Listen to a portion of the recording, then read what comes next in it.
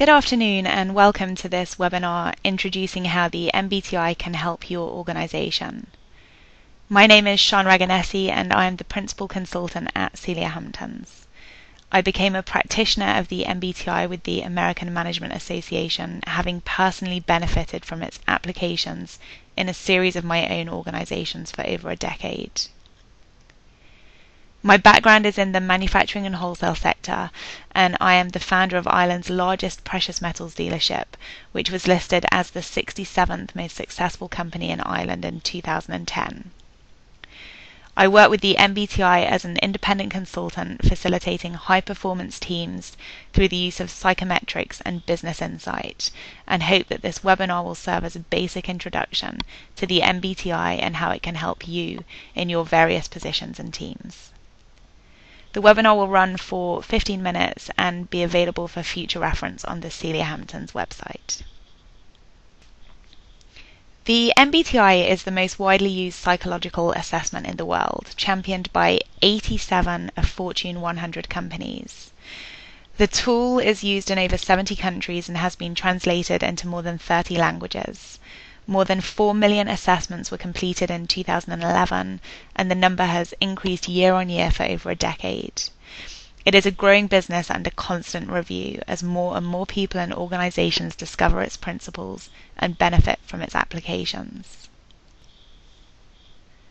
The tool itself is a simple force-choice questionnaire and takes around 20 minutes to complete.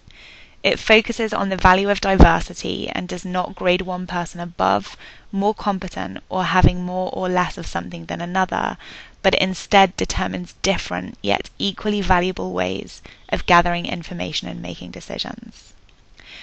Unlike the majority of psychometric tests, the MBTI does not measure but sorts, and this is fundamental to its proven success because it harnesses an environment of openness and trust. One of the key reasons for success within high-performing teams and organizations is that they tap into a collective intelligence to produce greater results on two primary levels: the task, what needs to be done, and the process, how it needs to be done. The task is important but will only be completed to its full potential if the process is right.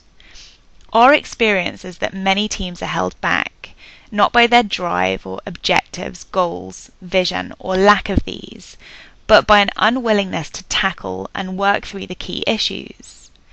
Most teams are comfortable discussing their tasks fairly openly, but a key differentiator in high-performance teams is that they're able to acknowledge and surface some of the issues that are lurking under the table.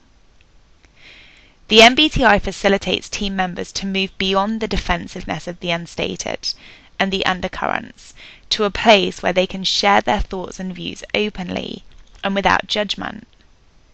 Many teams are driven by one key under-the-table emotion: fear.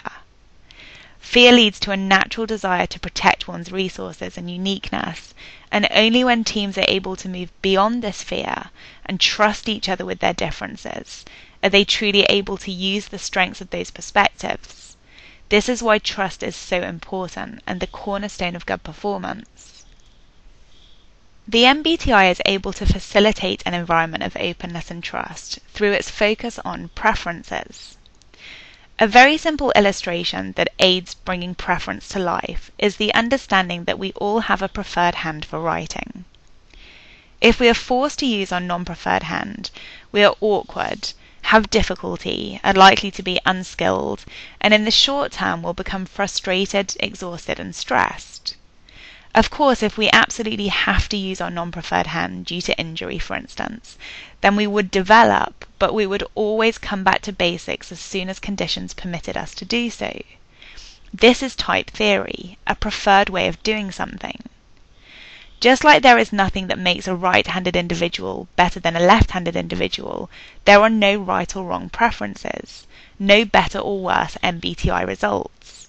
Each identifies normal and valuable human behavior that is adapted according to the environment and task at hand. This is vastly different from many other psychometrics that measure an amount of a characteristic or trait, and by their very nature generate dishonesty amongst participants for fear of getting something wrong.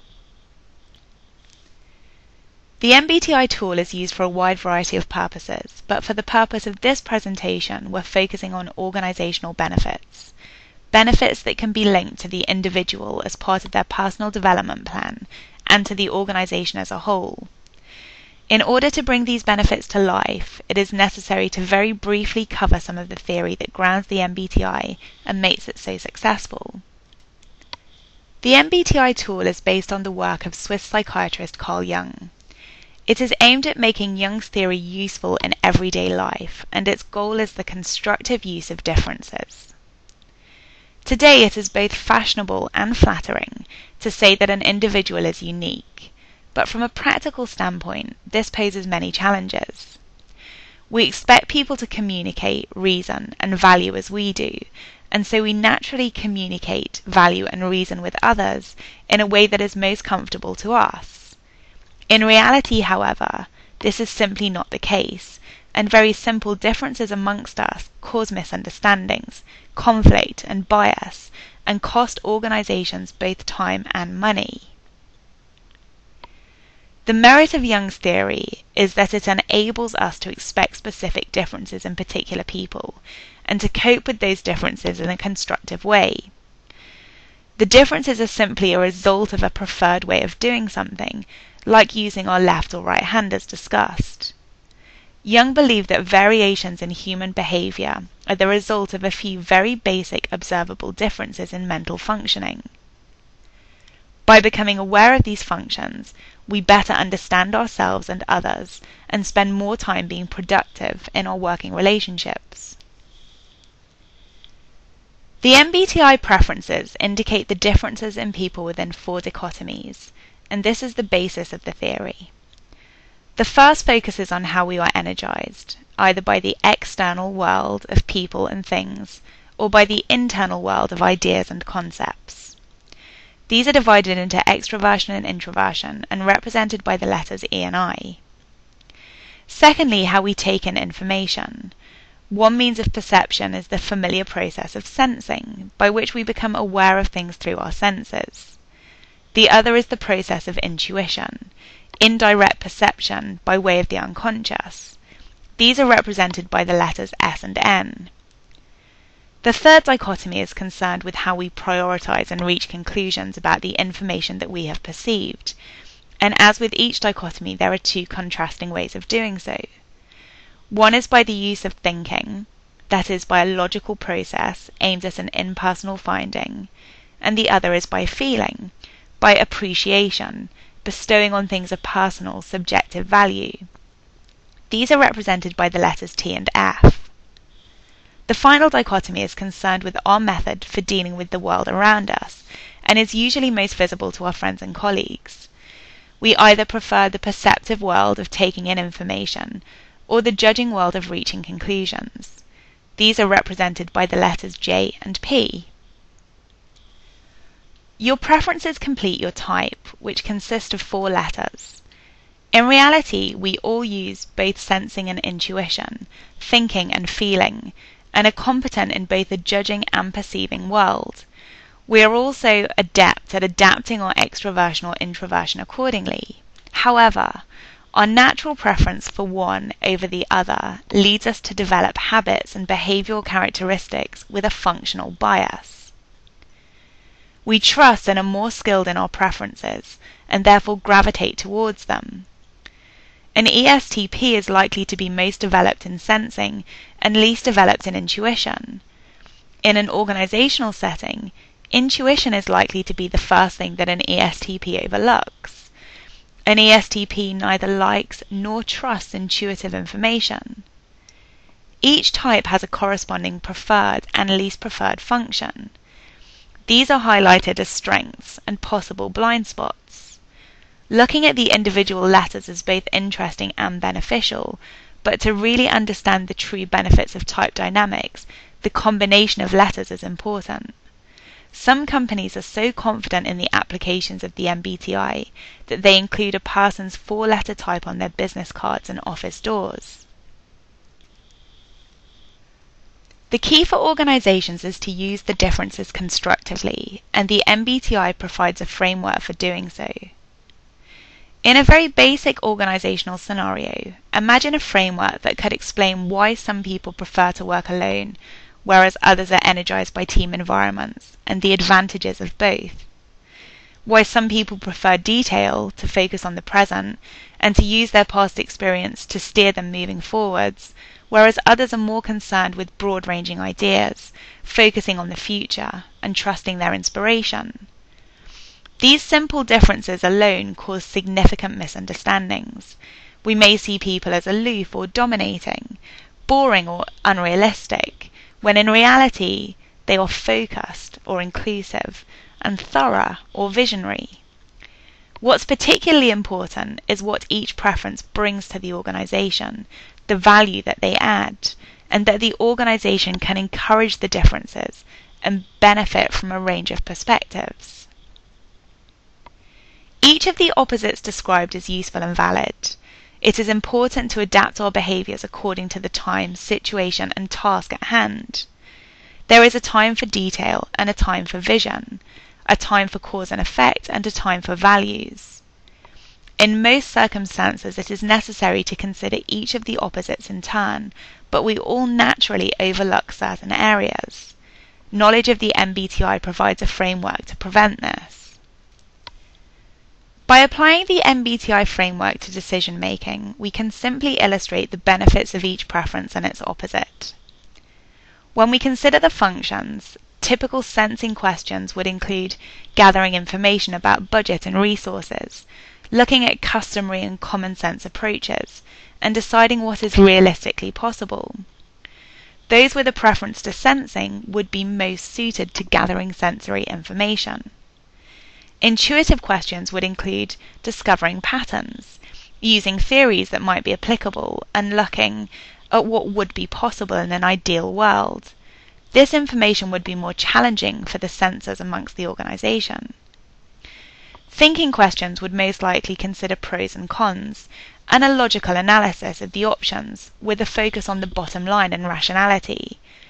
And finally, feeling questions would address emotional impacts, organizational values, and what is best for the people involved. All are important and all play their part. When we consider the attitudes, introverts will naturally engage in deep thinking, read to learn more about options and decide what they need to know to make a decision. Extroverts will be concerned with including others, enthusiasm, the opportunity to talk and learn from actions. The perceiving preference will consider ways to adapt and how to respond to the unexpected, how to make room for spontaneity and incorporate any new information that presents itself, whereas the judging preference will be focused on planning for contingencies, structure, and how they can set priorities. This very basic example illustrates how each of the attitudes and functions is valuable. The MBTI's shared language enables us to label behaviors and provides a checklist to ensure that we have made the best possible decision and covered all bases. We can easily understand the benefit of each, but naturally focus more on certain areas and less on others. Knowledge of the MBTI helps bridge the gaps. By becoming aware of these differences, more familiar with them, and finally comfortable with them, both organizations and individuals can save valuable time and money. But when differences cannot be negotiated, are not respected, teams suffer, groupthink develops, trust disappears, and fear emerges. In these cases, teams and organizations cannot possibly perform to their full potential, and the company suffers. Teams that are not diverse may naturally experience less conflict, but are likely to overlook some key areas. An MBTI team analysis will highlight these areas and provide a platform for future team development. The benefits available to both teams and organizations from applications of the MBTI are vast. Your company will make better decisions, become more effective at managing conflict, successfully manage change, experience more effective meetings, and develop a self-aware management team adaptable to the changing environments of your organization and its people. It is important to recognize that the MBTI will not serve as any sort of substitute for competence, and it will take more than the MBTI alone to create and enhance a high-performing team. But with the use of the MBTI, facilitation and business insight, high performance is much more likely. Your organization can benefit from the application of the MBTI in as little as a one-day workshop and leave with practical, proven action steps to assist in development. I hope that you found this webinar useful and have a base understanding of how the MBTI works and how it could help. Thank you for your time.